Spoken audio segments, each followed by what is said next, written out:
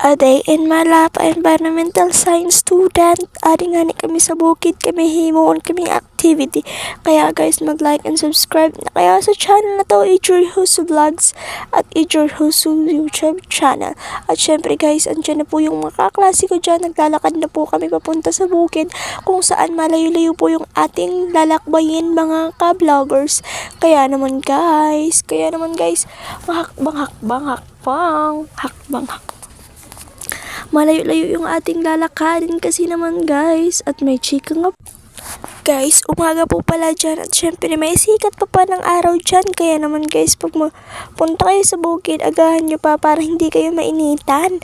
Kaya guys, pinas-forward ko na nga dyan yung ating mga vlogs. Kaya naman guys, sa unang paglalakbay natin, adventure, malapit na po tayo dyan sa pinakatuktok ng bukid. Si Ate Hana lang yung kasama ko dyan kasi yung iba kong kasama doon pa sa baba. At syempre naman guys, may pinatingnan pa ako sa inyo ng mga kung ano-anong puno dyan kasi hindi ko alam yung kung anong pangalan. Basta native tree dyan. At mga native tree dyan ng ating, diba, native kay mga kapunuan. Native tree yung ating dito sa mga kaklase ko doon na pala sa aking likuran. Kaya naman guys, binidyo ko pa yung kung nakita ko doon. At kasama ko niya pala dyan si Limi, may dalang tarpapel at yung damit niya kasi.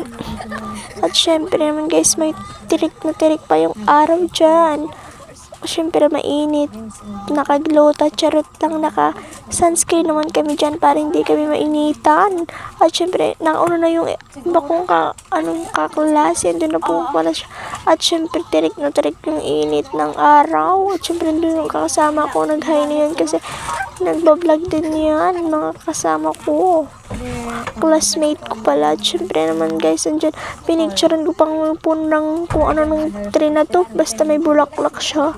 Syempre, naglalakad ulit tayo. Kasi malayo pa talaga yung ating lalakarin.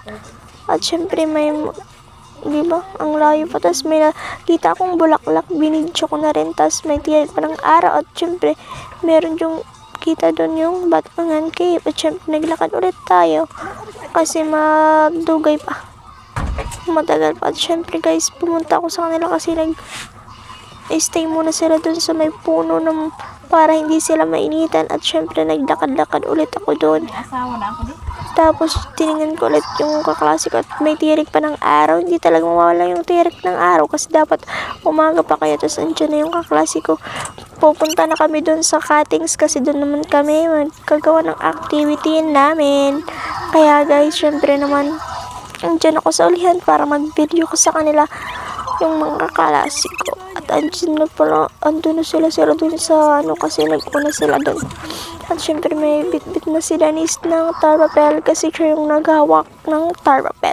At syempre guys, andyan na po yung ating mga kaklase na mga maganda at